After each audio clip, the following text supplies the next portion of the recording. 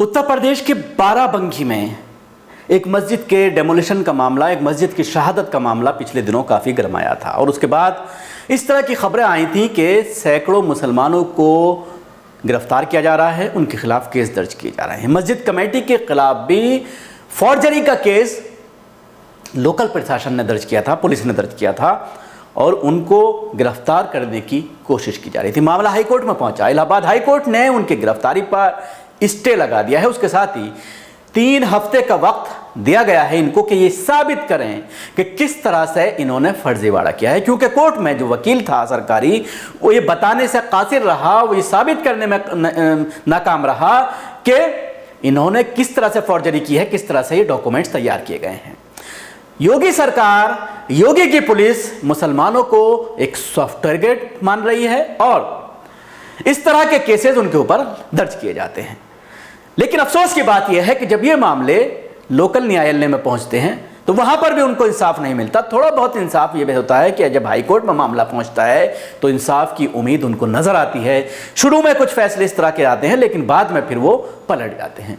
High court ने यह फैसला दिया है, 3 हफ्ते के लिए रोक लगाई है इनकी गिरफ्तारी पर और यह कहा है कि लोकल पुलिस ये साबित करे, कुछ प्रूफ दे कि किस तरह से इन्होंने डॉक्यूमेंट्स के साथ हेराफेरा की है, क्योंकि यह आरोप लगाया गया है लोकल प्रशासन के जरिए कि इन्होंने इस मस्जिद की जगह को लेकर के हेराफेरी की और वक्त में जिस तरह से इसको रजिस्टर्ड कराया, यह गलत तरीके से रजिस्टर्ड कराया है और इसकी जांच होनी चाहिए। उसके साथ ही इसकी जांच जो वक्फ के सेक्रेटरी हैं उनके जरिए की जा रही है, यूपी वक्फ सुन्नी वक्फ बोर्ड के, उनके जरिए भी यूपी सरकार ने एक अलग से इंक्वायरी सेटअप की है। लेकिन सवाल ये खड़ा होता है कि जिस मस्जिद को यूपी प्रशासन, योगी प्रशासन ये साबित कर रहा है कि वो रेजिडेंशियल कॉम्प्लेक्स था, अगर आप दूर से भी उसका फोटो अगर देख लेते हैं तो आपको अंदाजा हो जाएगा मस्जिद की जिस तरह की बनावट होती है बिल्कुल उसी तरह की बिल्डिंग थी। लोकल लोग ये कह रहे हैं कि हम यहाँ पर बरसों से नमाज पढ़ते चले आए हैं, हम नहीं बल्कि हमारे दादा परदादा पढ़ते चले आए हैं। उसके साथ ही ये सबूत भी दिया गया है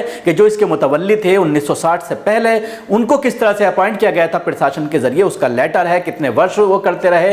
ये सारी चीजें होने के बावजूद जिस तरह से रातों रात इस मस्जिद को शहीद कर दिया गया, वो ये पूरी तरह से दर्शाता है कि किस तरह से अब जिस तरह से उत्तर प्रदेश में इलेक्शन आ रहे हैं और लगातार उत्तर प्रदेश में इस तरह के केसेस आ रहे हैं कि मसाजिद को निशाना बनाया जा रहा है। अगर कहीं पर मस्जिद बनानी है तो वो बनाने नहीं दी जा रही, तो जिससे जाहिर होता है कि अब प्रशासन और यूपी पुलिस इस तरह के मामले उठा करके वोटों की ध्रुवीकरण करना चाहती है, हिंदू मुसलमान में बांटकर वोट हासिल करके सत्ता में आना चाहते हैं। इस पूरे मामले पर मैं आपको पूरी रिपोर्ट बताना चाहूंगा। इलाहाबाद उच्च न्यायालय की लखनऊ खंडपीठ ने बाराबंकी के राम सनेही तहसील परिसर में बनी मस्जिद ढहाने के मामले में दर्ज प्राथमिक सरकारी अधिवक्ता से 3 हफ्ते में दस्तावेज में हेराफेरी के साक्ष्य प्रस्तुत करने के आदेश दिए हैं। साथ ही पुलिस को हिदायत दी है कि राजस्व दस्तावेज में हेराफेरी के आरोप में राम सनेही घाट पुलिस द्वारा दर्ज प्राथमिकी में पुलिस रिपोर्ट नहीं दाखिल कर दी जाती जब तक नामजद आरोपियों के खिलाफ कोई दंडात्मक कार्रवाई न की जाए। पीठ ने इसके साथ ही याचिकागण को भी ताकीद की है कि वे विवेचना में सहयोग करेंगे और जब जब आवश्यकता होगी पूछताछ के लिए उपलब्ध रहेंगे।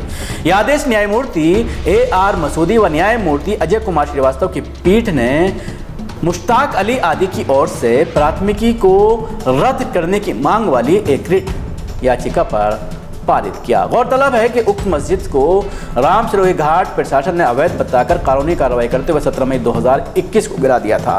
साथ ही इस मामले में याचिकागढ़ के खिलाफ सरकारी दस्तावेजों में हेराफेरी कर तहसील प्रांगण में उक्त जमीन को वक्फ संपत्ति दिखाकर वहां रिहायशी इमारत बनाने का आरोप लगाया था। उसके साथ ही उन पर धोखाधड़ी, दस्तावेजों में हेराफेरी आदि धाराओं के तहत FIR दर्ज की थी। याचिकागढ़ ने प्राथमिकी को चुनौती देते हुए कहा है कि प्रशासन ने जो आरोप लगाए हैं वे सब झूठे और मनगढ़ंत हैं। वहीं सरकारी वकील ने कहा है कि इस मामले की विवेचना अभी जारी है और उन्हें पुलिस की ओर से अभी पूरी जानकारी लेने के लिए कुछ समय की आवश्यकता है। इस पर अदालत ने 3 सप्ताह का समय देते हुए मामले में याचिकाकर्ताओं को गिरफ्तार से राहत देते हुए अंतरिम आदेश पारित किया। तो आपने देखा किस तरह से कोर्ट के जरिए ये ऑर्डर पारित किया गया है। लेकिन सवाल ये खड़ा होता है कि क्या जो मस्जिद को शहीद किया गया है उसको लेकर भी कोर्ट के जरिए कोई ऑर्डर आएगा? बिना नोटिस दिए हुए नोटिस का जवाब बिना एक्सेप्ट किए हुए नोटिस दिया था, जवाब दिया, लेकिन उसके बावजूद जिस तरह से 31 मई तक पूरी तरह से पाबंदी लगा रखी थी हाई कोर्ट ने कि कोई भी डेमोलिशन की कार्रवाई उत्तर प्रदेश में नहीं होगी कोविड-19 की गाइडलाइंस की वजह से, लेकिन उसके बावजूद रातों रात इसको ध्वस्त किया गया। जिस तरह से पूरे इलाके को सील किया गया, तो उससे सरकार और प्रशासन की मंशा साफ नजर आती है। शुक्रिया। आपको हमारी कोशिश कैसी लगी जरूर बताएं। हमारे यूट्यूब चैनल को सब्सक्राइब करना ना भूलें, इसके साथ ही बेल आइकन जरूर दबाएं। धन्यवाद। सभी अहम खबरों के लिए न्यूज़ MX को सब्सक्राइब करें, साथ ही बेल आइकॉन को जरूर दबाएं। लाइक, शेयर, कमेंट करना ना भूलें।